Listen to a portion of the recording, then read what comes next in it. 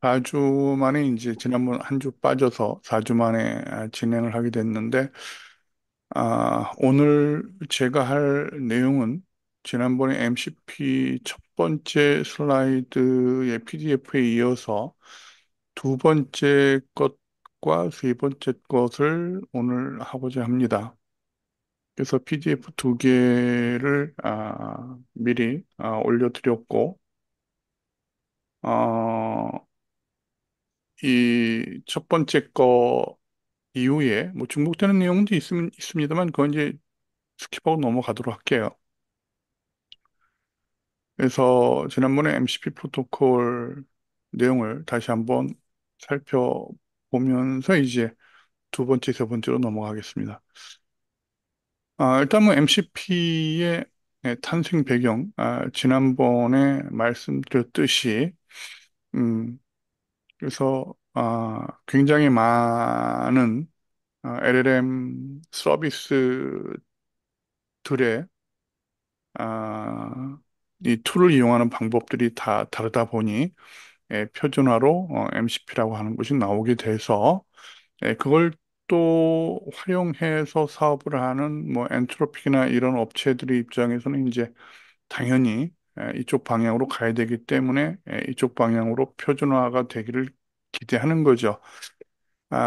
그래서 프로그램도 만들어내서 엔트로픽에서 이제 클로드 덱스탑 같은 것들도 만들어내서 자기네들이 선보인 MCP 프로토콜을 이용해서 만들어지는 에이전트들이 원활하게 잘 돌아갈 수 있도록 그렇게 지금 추진하고 있다라는 거죠.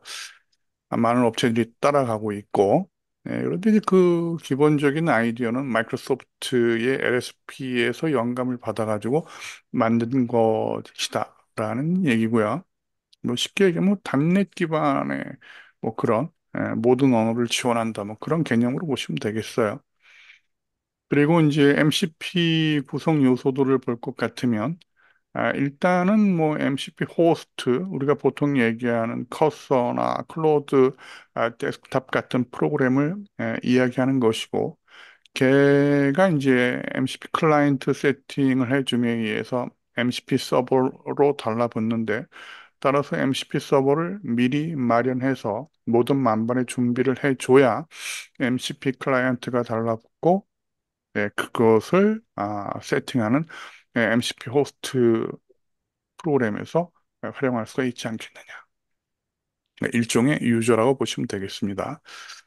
그리고 이제 MCP 아키텍처 차원에서 들여다보게 되면은 당연히 클로드 데스크탑에서 MCP 클라이언트를 세팅해서 접근하면 MCP 서버에 접근할 수 있게 되는데 그때의 이 프로토콜 내에서 사용하는 내용을 볼 것 같으면 JSON RPC 2.0을 활용하고 있다라는 거죠.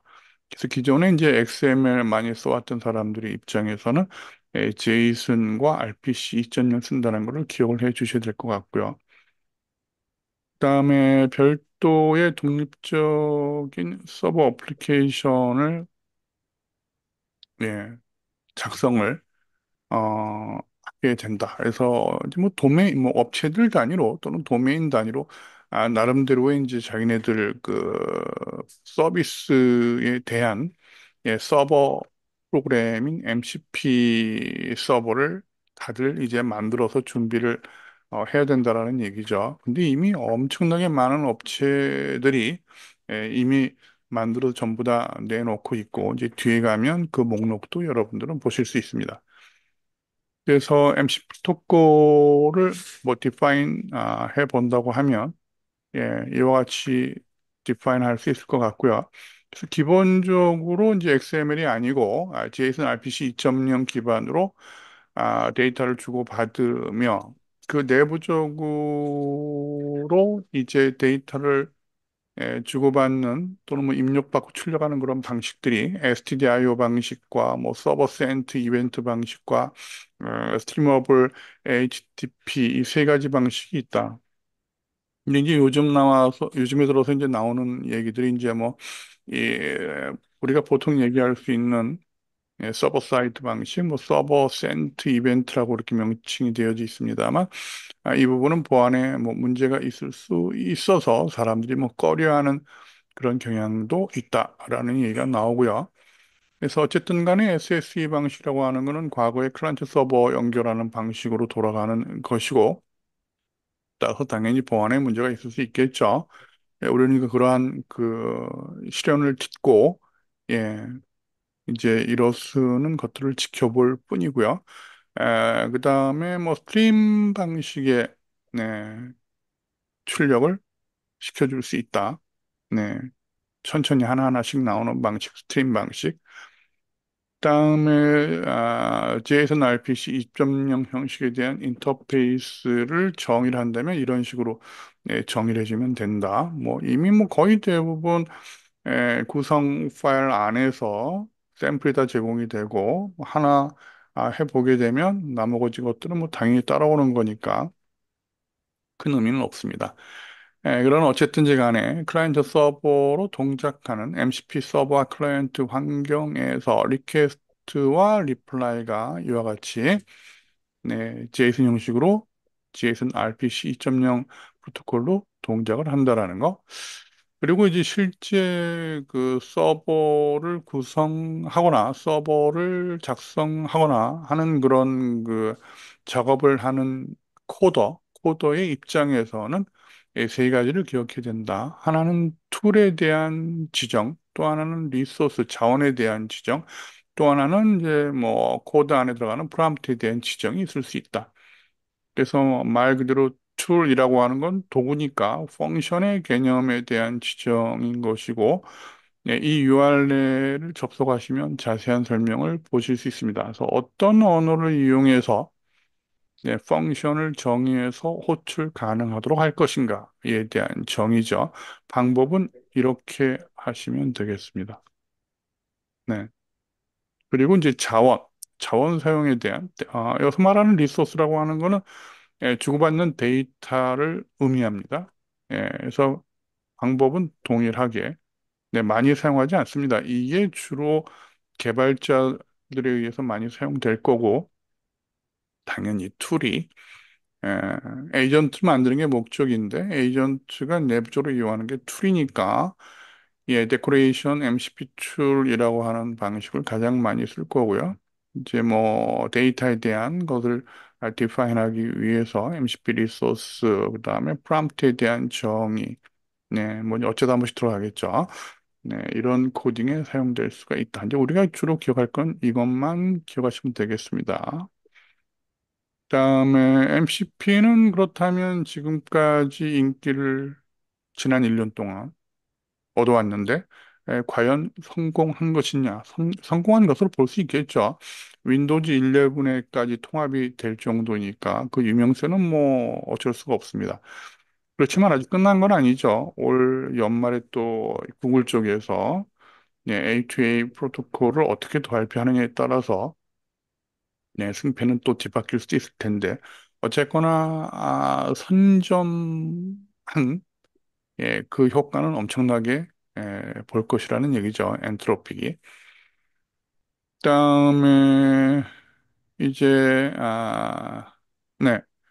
그래서 이제 MCP 서버 프로그램을 제작을 하기 위해서 우리 입장에서는 이제 일단 패키지를 깔아줘야 된다. 그게 바로 MCP와 MCP 클라이 패키지를 깔아줘야 된다라는 얘기고요. 그러고 나서 이제 우리가 원하는 랭귀지로 파이썬이면 파이썬으로 C샵이면 C샵으로 우리가 원하는 코딩을 해 나가면 되겠습니다. 그래서 거의 대부분 이제 펑션을 디파인해서 그 펑션을 툴로 등록을 하는 거죠. 예, 그래야지만 이제 이 에, 펑션을 호출할 수가 있을 테니까. 그래서 우리 개발자들이 과거에 해왔던 것처럼 스레드를 쓰기 위해서 스레드 펑션을 지정해 주는 것과 마찬가지로 뭐 그렇게 비유하면 그냥 이해하기 쉽겠죠. 우리가 원하는 펑션을 호출되기를 원하는 그러니까 원래 기본적으로 언어 모델에는 펑션 호출하는 기능이 없으니까 그걸 할 수 있도록 이렇게 펑션을 디파인 해가지고, 아, 데코레이션으로, 데코레이션으로 등록을 하는 것이다. 네, 그렇게 이해하시면 좋습니다. 그래서 리소스도 한번 집어넣어 보고, 이제 이렇게 호출을 mcp.run이라고 하는 메소드로 호출해 주는 줌에 의해서 우리가 원하는 펑션이 수행되겠죠. 네, 그렇게 해서 실행을 이렇게 시키면 여러분들의 화면에 두루룩 가고 이제 정보가 떠서 여러분들이 원하는 위치로 접근을 하면 이렇게 화면에 보시는 것처럼 웹 브라우저가 자동적으로 기동이 되면서 화면에 나오면 커넥트를 해가지고 예, 우리의 프로그래밍 헬로우를 뭐 하나 만든 거를 부른다라고 해서 우리가 입력을 하면 거기에 해당되는 결과를 네, 보여주는 방식으로 돌아갈 것이다. 결과적으로는 뭐 웹브라우저 인터페이스를 통해서 리퀘스트를 주고받는 그래서 응답을 보는 그런 일례로 보시면 되겠습니다. 다음 MCP3로 넘어가겠습니다. 약간 요거는 좀 할 게 좀 많아서 어찌됐든 간에 MCP 구성 요소 방금 전에 설명드렸고요. MCP 서버에 대한 거, 그래서 자기네 회사나 서비스나 도메인에 대한 코딩을 해서 어떤 정보를 넘겨줄 것인가, 그러니까 어떠한 커넥션을 받을 것인가에 대한 지정이라고 보시면 되겠고요. 따라서 리퀘스트 요청을 받아서 서버가 어떤 일을 할 건가를 그냥 가만히 우리는 개발자니까 가만히 생각을 해보면 뭐 당연히 이 정도 나오겠죠. 그래서 뭐 로컬호스트에 또는 리모트에 커넥션을 받아서 첫 번째 파일 시스템을 건드린다든가 위험천만하겠죠. 어쨌거나 그렇지만 우리 인간의 입장에서 봤을 때는 가장 그냥 그럴 수 있어. 눈에 확 들어올 수 있는 게 파일 시스템이니까 학원 같은 데서는 이런 걸 제일 먼저 한번 해보지 않을까. 만만하니까. 라는 거고요. 그 다음에 외부의 그 요청을 받아가지고 데이터베이스에 있는 정보를 우리가 API로, REST API로 서비스하는 것처럼 그런 기능 가능할 거고요. 네, 그 다음에 이제 완전히 웹 관련된 서비스들도 가능할 거고 또 필요하다면 사용자가 또록또록 코딩해가지고 사용자가 원하는 뭔지 모르지만 비즈니스 로직에 맞는 어떤 서비스를 해줄 수 있겠죠. 네, 그렇습니다. 그런 일을 할 수 있겠죠. 어차피 뭐 펑션이라는 거니까. 네, 아, 그리고 이제 MCP 호스트에 대한 거 아까 말씀드린 대로 네, 클로ud 데스크탑 프로그램을 깔아주시면 되겠습니다. 그리고 실제로 이제 코딩을 해야 되는데 요즘 뭐 가장 핫한 노드.js를 이용해서 뭐 간단히 자바스크립트 코드를 하기 위해서 노드.js 설치를 해보자. 그리고 클로드 데스크탑도 설치를 해서 뭐 가장 유저 인터페이스가 안락하니까 물론 커서를 이용할 수도 있겠습니다만 음, 가장 보편적인 클로드 데스크탑을 설치해서 클로드 데스크탑 config JSON 파일을 열어서 아주 안락하게 어떤 MCP 서버를 이용할지에 대한 클라이언트 세팅을 쉽게 해줄 수 있겠죠. 누구나 딱 들어가 보면 직관적으로 알 수 있는 형식으로 되어 있습니다. 그다음에 MCP 서버를 그래서 한번 이미 만들어진 것들이 굉장히 많으니까요. 굉장히 많기 때문에 뭐 프로토콜에 대한 정보도 간단히 한번 읽어보시고 예, 또 우리가 뭐 노드.js를 설치해서 자바스크립트로 코딩을 한다고 한다면 당연히 네, 이 내용도 읽어보셔야 되겠죠. 그래서 가장 간단히 뭐 파일 시스템을 접근하겠다라고 한다면 네, MCP 정보 중에서 파일 시스템에 대한 뭐 기본적인 스펙을 한번 읽어보시고 그렇게 하기 위해서 어찌 어찌 어찌 해야 된다라는 내용이 이렇게 나온단 말이에요. 그럼 그거를 보고 그대로 긁어와가지고 여러분들이 입맛에 맞게 살짝 살짝 바꿔주면 된다. 요게 바꿔준 그런 부분입니다. 그래서 아무래도 컴프리에이션 구성 파일이니까 원본을 잘 읽어보시고 원본에서 하라는 대로 주로 요 안에 요 부분이요. 요 부분에 대한 설정입니다. 근데 거의 대부분 다 똑같아요. 내용들이. 그래서 여러분들의 시스템에 해당되는 것만 이렇게 맞춰 주시면 되겠습니다. 그래서 이런 그 편리함 때문에 클로드 데스크탑을 많은 사람들이 아, 이용하고 있는 거죠. 물론 뭐 커스나 이런 걸 이용하셔도 그렇게 어렵지 않습니다. 어, 그렇게 이제 수정을 했으면 당연히 클로드 데스크탑을 리스타트 해 주셔야 되겠고요. 설정을 다시 읽어와야 될 테니까. 그렇게 해서 예, 파일 시스템을 이용하는 간단한 에, 작업을 해볼 수가 있대. 이미 들어가 있는 거예요. 디폴트로. 그렇기 때문에 별도의 제작 필요 없이 그냥 세팅만 따닥 해주시고 바로 그냥 질문을 던지면 됩니다. 클로드 데스크탑에서 MCP에 대한 또는 무슨 뭐 815 광복절에 대한 네, 내용들을 정리해서 이 파일로 저장해 줘라고 하면 바로 파일을 만들어 주죠. 그래서 이제 이런 기본적인 구성 세팅만 해준 다음에 바로 언어 모델을 통해서 파일 시스템 MCP 서버를 활용해서 파일을 바로 만들어낼 수 있다라는 거고요. 두 번째 예제는 이제 로컬 파일 시스템을 건드리는 게 아니라 구글 맵스 서비스를 활용하는 예시입니다.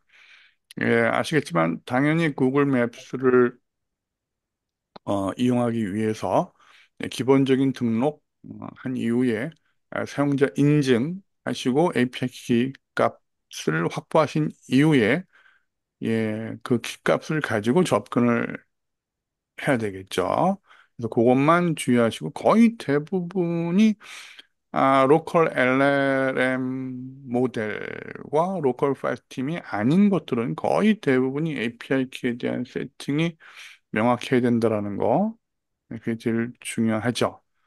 그래서 마찬가지로 네, MC 프로토콜 만든 곳에 리드미 파일을 읽어서 구글 매스를 지정할 때는 어떻게 하니? 라고 확인한 다음에 구글 매스를 지정할 땐 이렇게 해야 돼.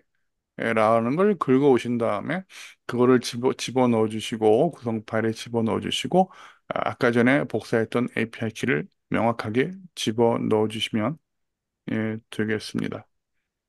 그렇게 해서 마찬가지로 이제 구성이 바뀌었으니까 한번 리스타트 해주시고 바로 이제 구글 맵에서 만든 MCP 서버로 접근을 하시면 예 되겠죠. 그래서 뭐 시청의 좌표를 알려줘 그러면 얘가 두두두둑 보여준단 말이죠. 그럼 거기에 대한 이치적인 질문도 넣으실 수가 있다는 얘기고요. 그 다음에 슬랙. 슬랙에 메시지를 특정 이벤트가 발생됐을 때 슬랙에 메시지를 보내고 싶다라고 했을 때 마찬가지로 슬랙에 키값 지정해 주시고요. 그래서 마찬가지로 리드미 파일, MCP의 리드미 파일 읽어보시면 슬랙을 쓸 때는 이렇게 하시오라고 해서 템플릿이 나오니 그 템플릿을 복사에다 집어넣으시고 맞춰줘야 되는 environment 맞춰주시고 그 다음에 MCP 프로토콜에서 제공되는 기능 중에 어떤 걸 쓸 건지 지정해 주시면 명확하게 MCP 서버에 달라붙겠죠. 슬랙의 MCP 서버. 예, 그렇게 해서 바로 예, 메시지를 던져볼 수 있다라는 얘기입니다. 그래서 이렇게 단편적으로 구글 맵이나 예, 또 슬랙이나 이런 서비스에 달라붙는 그런 기능 외에 이제 시퀀셜하게 순차적으로 어떤 그 흐름을 가지고 일종의 그러니까 오토메이션이죠. 순차적인 자동화에 활용할 수도 있다라는 그런 이야기고요. 그런 내용들을 이제 보시려면 어떠어떠한 점들을 참고하고 주의해야 되는지에 대한 내용들을 먼저 당연히 매뉴얼을 읽어보셔야 되겠죠. 지금 이 문서에서는 스미스 리, 잘 아시죠? 이 스미스 리라고 하는 스미스 리.ai라고 하는 사이트를 활용을 해서 그러한 일들을 할 것이기 때문에 스미스 리.ai의 문서를 당연히 읽어봐야 되겠고요. 그 다음에 GitHub에도 올라와 있는 내용 중에서 MCP의 시퀀셜 싱킹에 대한 내용도 읽어보시고, 뭐 그 내용이 뭐 결과적으로 어떻게 구성을 잡아라라고 하는 거니까, 네. 그렇게 해서 마찬가지로 이렇게 시퀀셜 싱킹이라고 하는 세팅을 잡아주시고요. 커맨드는 뭐 npx로 구동을 시켜버리겠어. 프로그램을 돌리겠다는 얘기죠. npx로 프로세스를 제로 하여금 만들어서 돌리겠어. 그래서 서버 시퀀셜 싱킹 클라이언트를 돌려서 서버에 붙어줘라는 세팅과 함께 예, 일련의 논리적인 연산을 아, 시켜보는 거죠. 네. 더하기 빼기 기본적인 그런 기능을 한번 테스트 해보는 겁니다. 네. 그리고 이 외에도 수십 개의, 수백 개, 100개 이상이 훨씬 넘는 그 MCP 서버 목록들이, 서비스 목록들이 있는데, 그건 여러분들이 이 사이트에 들어가 보시면, 공식적인 목록들을 보실 수가 있습니다. 또 업체들이 제공하는 기능을 쓰기 위해서는 당연히 그 업체 홈페이지로 들어가 봐야 되겠고요. 한번 간단히 접속을 해 볼까요, 제가?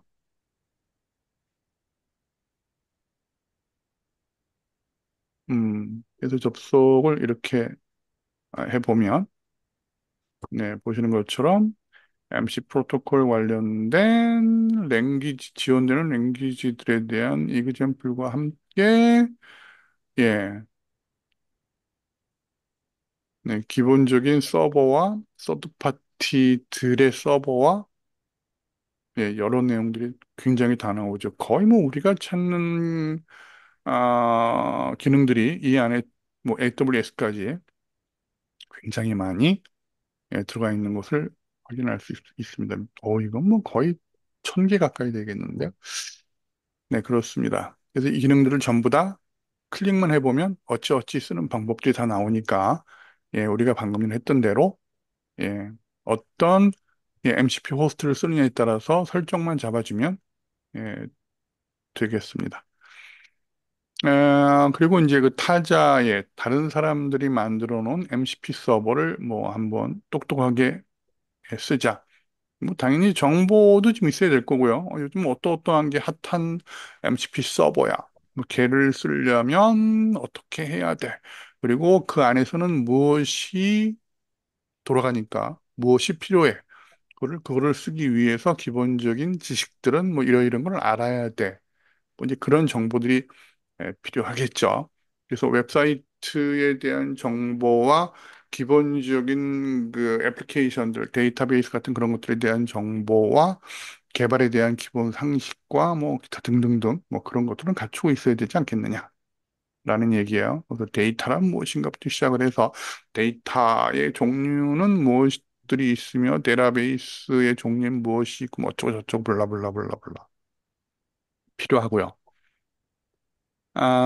그래서 뭐 일예로 일예로 어 무슨 뭐 브라보 브라우저라고 하는 것과 연관된 MCP 서버가 있는데 요즘 그게 뭐 인기가 있대. 그러면 그걸 써봐야 되겠어라고 한다면 당연히 브라보닷컴이라고 하는 웹사이트 접속을 해서 누가 언제 무엇을 어떻게 왜 만들었는지 된 정보와 함께 회원가입과 함께 기본적인 키값 확보와 함께 예, 필요하다면 서브스크립션도 네, 획득을 하시고 키값 준비하시고 하는 그런 단계를 거쳐서 컴퓨테이션 파일에다가 집어 넣어주면 되겠죠.